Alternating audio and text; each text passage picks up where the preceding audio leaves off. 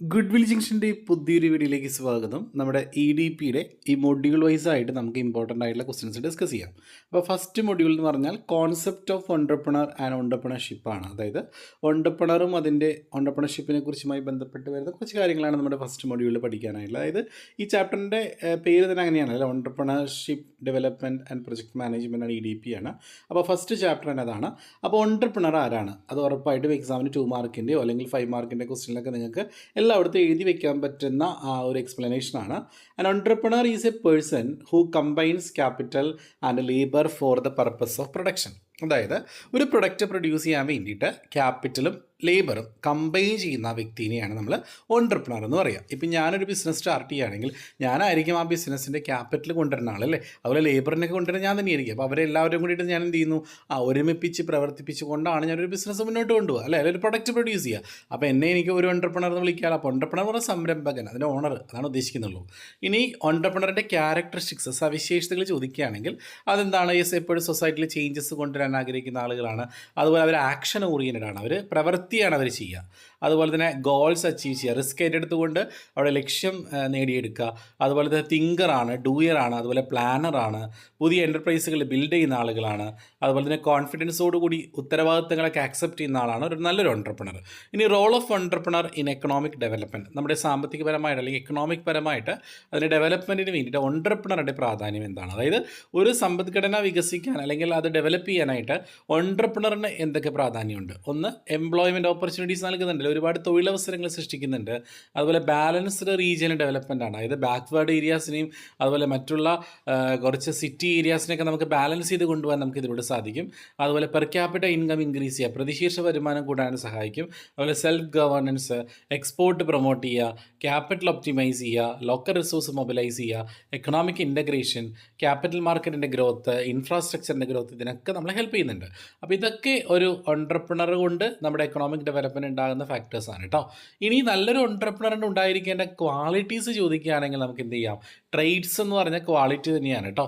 അപ്പോൾ passion for ബിസിനസ്സിൽ പാഷനുള്ള ആളായിരിക്കണം, creativity ഉണ്ടായിരിക്കണം അദ്ദേഹത്തിന്, ഹാർഡ് വർക്കർ ആയിരിക്കണം, ഒപ്റ്റിമിസം, ശുഭാപ്തി വിശ്വാസമുള്ള ആളായിരിക്കണം, സെൽഫ് കോൺഫിഡൻസ്, സ്വന്തമായിട്ടുള്ള അവർ ചെയ്യുന്ന കാര്യങ്ങളിൽ സെൽഫ് കോൺഫിഡൻസ് ഉണ്ടായിരിക്കും, ലീഡർഷിപ്പ് ക്വാളിറ്റി ഉണ്ടായിരിക്കണം, കമ്മ്യൂണിക്കേഷൻ സ്കിൽ, ആശയവിനിമയം ചെയ്യാനായിട്ടുള്ള കഴിവുണ്ടായിരിക്കണം, ടീം സ്പിരിറ്റ്, അല്ലേ, അതുണ്ടായിരിക്കണം, ടെക്നിക്കൽ നോളജ് ഉണ്ടായിരിക്കണം, ഫോർ സൈറ്റ്നസ്, മുൻവിധി ഉണ്ടായിരിക്കണം, അല്ലേ.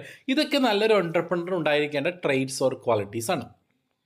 ഇനി ഓൺട്രപ്രണർ ചെയ്യേണ്ട ഇപ്പോൾ ഫംഗ്ഷൻസ്, അവിടെ പ്രവർത്തനങ്ങൾ എന്തൊക്കെയാണ്? പ്രൊജക്റ്റ് പ്ലാൻ ചെയ്യുക, ഓർഗനൈസ് ചെയ്യുക, decision making, innovation, project implementation, risk taking and uncertainty, income distribute ചെയ്യുക, ഫിനാൻസ് മാനേജ് ചെയ്യുക, ഇതൊക്കെയാണ് അവരുടെ functions.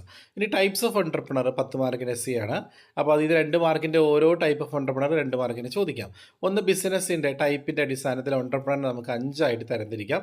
Business entrepreneur, trading entrepreneur, industrial entrepreneur, corporate entrepreneur, agriculture entrepreneur.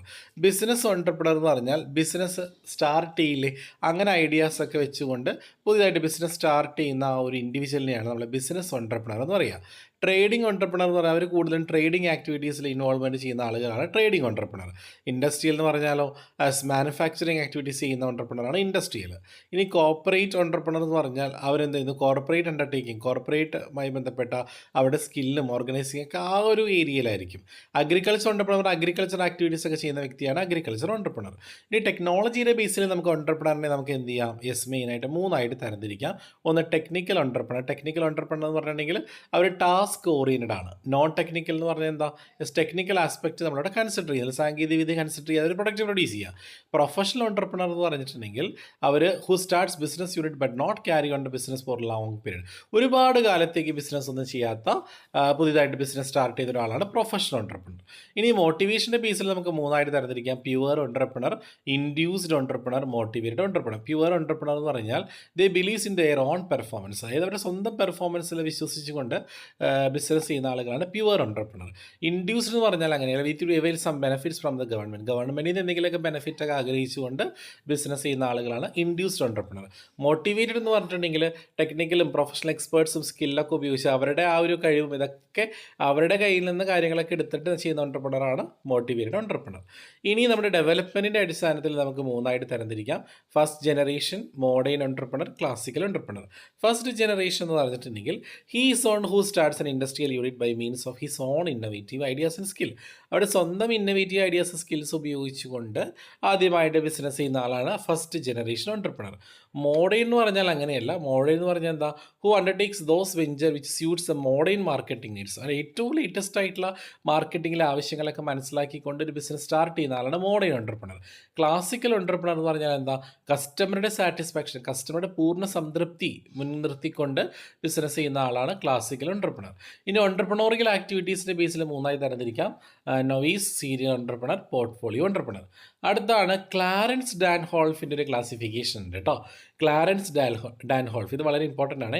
അതിൽ വരുന്നതാണ് ഇന്നവേറ്റീവ് ഓൺട്രപ്രണർ. ഇന്നവേറ്റീവ് എന്ന് പറയുന്നത്, ഇന്നവേഷൻ എന്ന് പറയുന്നത് നവീകരണം, പുതുമ അല്ലേ. അതായത് പുതിയ ഐഡിയാസ്, പുതിയ ഗുഡ്സുകൾ, പുതിയ പ്രൊഡക്ഷൻ രീതികളിലൂടെയൊക്കെ പ്രൊഡക്റ്റൊക്കെ പ്രൊഡ്യൂസ് ചെയ്യുന്ന ഒരു ഓൺട്രപ്രണറാണ് ഇന്നവേറ്റീവ് ഓൺട്രപ്രണർ. അഡോപ്റ്റീവ് അങ്ങനെയല്ല, ഡു നോട്ട് ഇന്നവേറ്റ് ന്യൂ ചെയ്യുക. അവർ പുതിയ പുതിയ ചേഞ്ചസ് ഒന്നും കൊണ്ടുവരില്ല. അവർ ഇമിറ്റേറ്ററാണ്. അതായത് മറ്റൊരാളെ ഇമിറ്റേറ്റ് ചെയ്യുക, അനുകരിക്കുന്ന ഒരു ഓൺട്രപ്രണറാണ് അഡോപ്റ്റീവ്. ഫാബിയൻ എന്ന് പറഞ്ഞാൽ ഷൈ ആൻഡ് ലേസി ആയിട്ടുള്ള ഓൺട്രപ്രണറാണ് ഫാബിയൻ. ഡ്രോൺ ഓൺട്രപ്രണർ എന്ന് പറഞ്ഞാലോ, യെസ്, അവിടെ അവസരങ്ങളൊക്കെ യൂസ് ചെയ്തുകൊണ്ട് ചെയ്ത ഓൺട്രപ്രണർ ഡ്രോൺ ഓൺട്രപ്രണർ. അടുത്താണ് commercial entrepreneur, social entrepreneur. Just ഒന്ന് വായിച്ചു വിട്ടാൽ മതി കേട്ടോ. ഇനി അടുത്തത് നമ്മുടെ ഓൺട്രപ്രണർഷിപ്പാണ്. It is a process of creating value, of bringing together unique package of resource to exploit an opportunity. അതായത് ഈ റിസോഴ്സുകളൊക്കെ നമ്മൾ എന്ത് ചെയ്യുന്നു, യെസ്, ഒരുമിച്ച് കൊണ്ടുവരുന്ന രീതിയാണ് ഓൺട്രപ്രണർഷിപ്പ് എന്ന് പറഞ്ഞാൽ. ഇനി ഇൻട്രാപ്രണർ എന്ന് പറഞ്ഞിട്ടുണ്ടെങ്കിൽ ഒരു ബിസിനസ്സിനകത്തുള്ള ഒരു എംപ്ലോയി, ഒരു തൊഴിലാളിയാണ് ഇൻട്രാപ്രണർ എന്ന് പറഞ്ഞിട്ടുണ്ടെങ്കിൽ അവരെന്ത് ചെയ്യുന്നു, നമ്മുടെ ഓൺട്രപ്രണറുടെ എല്ലാ കാര്യങ്ങളും, അതായത് ഇന്നോവേഷൻ കൊണ്ടുവരിക, സർവീസ്, പ്രോസസ്സ്, ഇതെല്ലാം അവർ ചെയ്യുന്നുണ്ട്. ഈ ഓൺട്രപ്രണറും ഇൻട്രാപ്രണറും നമ്മുടെ ഡിഫറൻസ് 5 മാർക്കിന് പഠിക്കുക. തൊട്ട് മുൻപത്തെ വീഡിയോയിൽ ഞാനത് പറഞ്ഞിട്ടുണ്ട്. ഓൺട്രപ്രണർ ഇൻഡിപെൻഡൻ്റ് ആണ്, ഇൻട്രാപ്രണർ സെമി ഇൻഡിപെൻഡൻ്റ് ആണ്. ഇവർ പ്രോഫിറ്റിന് വേണ്ടി വർക്ക് ചെയ്യുന്നു, അവരാണെങ്കിൽ സാലറിക്ക് വേണ്ടി വർക്ക് ചെയ്യുന്നു. ഇത് റിയൽ ഓണർ ആണ്, അത് നോട്ട് എ റിയൽ ഓണർ. ഇത് ഔട്ട്സൈഡ് ഓർഗനൈസേഷന് പുറത്തുനിന്നാണ് കാര്യങ്ങൾ ചെയ്യുക. ഇവിടെയാണെങ്കിൽ വിത്തിൻ ദ ഓർഗനൈസേഷനാണ്. ഇവർ ക്യാപിറ്റൽ ഒരിക്കലും കൊണ്ടുവരുന്ന ആളുകളാണ് ഓൺട്രപ്രണർ. ഓൺട്രപ്രണർ ക്യാപിറ്റൽ കൊണ്ടുവരും, intrapreneur not bringing any amount of capital.